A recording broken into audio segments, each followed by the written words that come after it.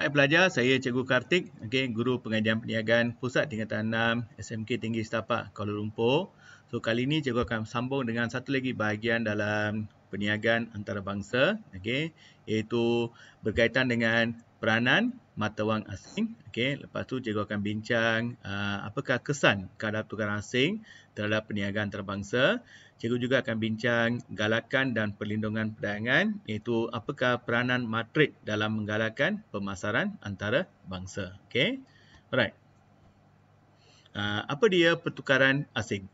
Pertukaran asing ni rujuk pada mata wang asing. Mata wang asing ni mungkin dalam bentuk dolar Amerika, USD, pound sterling, mata wang Britain, euro, mata wang Eropah, yen, renminbi, yuan atau mata wang negara China, baht, kita ada rupiah dan sebagainya. Ini dipanggil pertukaran asing. Kadar pertukaran mata wang asing bermaksud harga sesuatu mata wang dalam sebutan mata wang asing. What is the price you have to pay? Harga yang kita kena bayar. Contohnya, $1 US sama dengan RM4.15.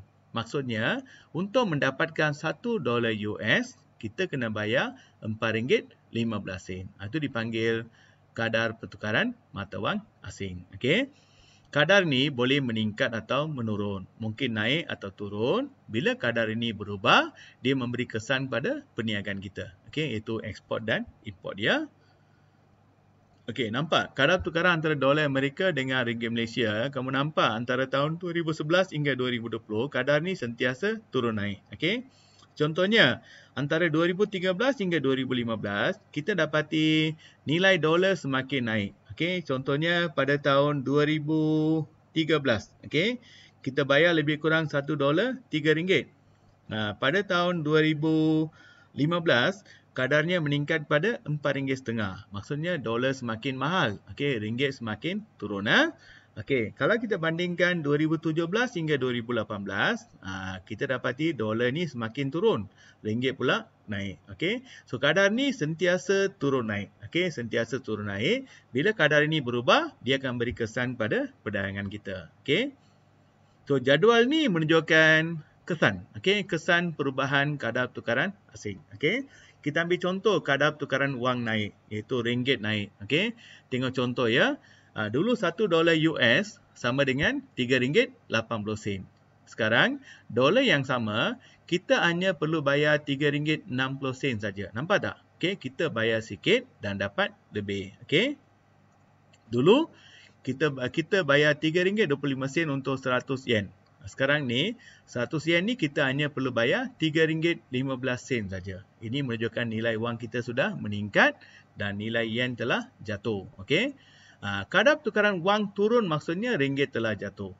Contohnya USD 1 sama dengan RM3.60. Sekarang ni $1 US sama dengan RM3.80. Maksudnya kita kena bayar lebih untuk mendapatkan dolar yang sama. Atau bayar lebih dapat sikit. Dulu kita bayar RM3 untuk 100 yen. Sekarang kita kena bayar RM3.20 untuk 100 yen. Ini menunjukkan ringgit sudah turun. Apa jadi kepada ekspor dan import bila nilai wang kita naik? Bila nilai wang kita naik, bagi pandangan orang asing, barang kita mahal. So ini berarti harga ekspor sudah meningkat. Barang kita mahal di luar negara ya. So bila harga ekspor meningkat, permintaan, permintaan ekspor akan menurun. Mereka tak nak beli barang kita sebab barang kita mahal. Ini menyebabkan jumlah nilai ekspor Malaysia akan menurun berbanding dengan negara Amerika lah. Harga import, katakan kita mengimport barang dari Amerika Syarikat. Bagi pandangan kita, import lebih murah sekarang sebab you bayar sikit dapat lebih. So harga import lebih murah menyebabkan permintaan import meningkat. Kita banyak mengimport barang dari Amerika Syarikat sebab nilai wang kita sudah meningkat. Ini menyebabkan jumlah nilai import kita akan meningkat. So kesan buruk dia, bila ekspor semakin berkurang, import semakin meningkat, ini menyebabkan imbangan perdagangan menjadi defisit. Defisit maksudnya kurangan sebab import lebih banyak daripada ekspor. Kadar pertukaran wang menurun, maksudnya nilai ringgit telah jatuh.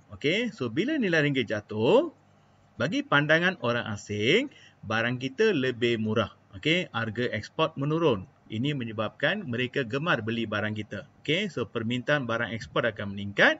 Oleh itu jumlah nilai ekspor kita akan meningkat. Pada masa yang sama, oleh kerana nilai wang kita jatuh, bagi pandangan orang Malaysia, import lebih mahal. Harga import meningkat menyebabkan kita kurang gemar. Okey, kita kurang gemar beli barang import dari Amerika Syarikat atau Jepun. Okey, so permintaan import akan berkurang, jumlah nilai import juga akan berkurang. Ini menyebabkan Malaysia mencatat nilai lebihan dalam imbangan perdagangan. Sebab apa? Kita banyak ekspor dan kita kurang import. Okey, ini kesan. So remember, 3 keyword. Harga, permintaan, jumlah nilai. Okey, harga, permintaan, jumlah nilai. Kaitkan dengan kesan naik atau turun. Okey. Okey, kita pergi kepada peranan Matrade. Okey, Matrade ialah satu agensi yang ditubuhkan oleh kerajaan untuk membantu perniagaan antarabangsa Malaysia. Okey, so dia satu agensi yang ditubuhkan untuk bantu pengeksport, okey, untuk mendapatkan maklumat pasaran dan sebagainya. Okey, ada beberapa peranan yang dimainkan oleh Matrade. Remember, untuk pelajar pengajian perniagaan, ini bukan fakta khusus. Okay? So, you boleh ubah sikit perkataan tu kalau tak perlu bagi yang lengkap lah. Okay? So, yang pertama untuk mempromosi, membantu dan bangunkan perdagangan luar Malaysia. Okay? So, keyword dia mempromosi. Okay? Promosi atau bantu perdagangan luar Malaysia, khususnya kepada ekspor produk. Okay? Ekspor barang. Okay? Yang kedua, merangka dan melaksanakan strategi pemasaran ekspor. Okey, strategi pemasaran ni macam pengiklanan, expo, okey, kita buat pameran, itu berkaitan dengan strategi pemasaran ekspor. Okey. Yang ketiga, perisikan komersial. Okey, menjalankan perisikan komersial maksudnya, risik maksudnya untuk mendapatkan maklumat. Okey, maklumat berkaitan dengan pasaran di luar negara.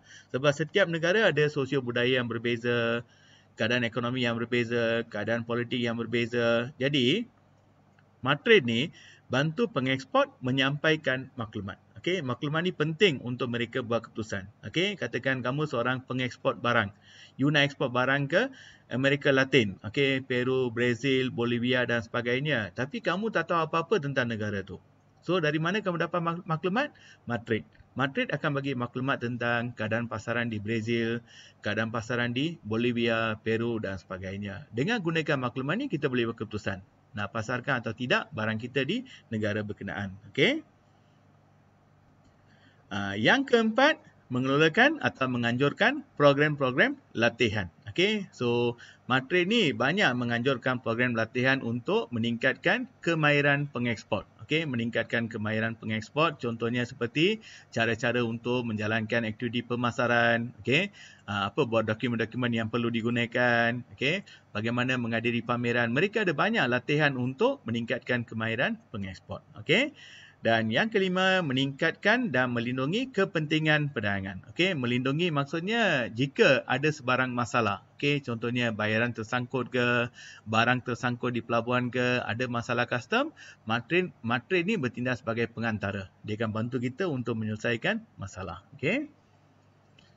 Yang keenam, mewakili kerajaan Malaysia dalam mana-mana forum antarabangsa. Okey, forum ni satu pusat atau satu keadaan di mana kita berbincang tentang perdagangan. Okey, dia juga membantu kita untuk mempromosikan perkhidmatan, servis. Okey, Malaysia ni banyak bergantung pada ekspor perkhidmatan. Contohnya perubatan kesihatan. Okey, perubatan kesihatan. Okey, kita banyak buat program-program pelancongan. Okey, pendidikan, kita banyak terima pelajar dari luar negara untuk perkhidmatan pendidikan. Jadi, dia juga membuat promosi untuk perkhidmatan. Okey, dan last one, memberi nasihat kepada kerajaan tentang perkara yang berkaitan dengan perdagangan antara bangsa. Okey, so ada 8 peranan Matrade. Okey.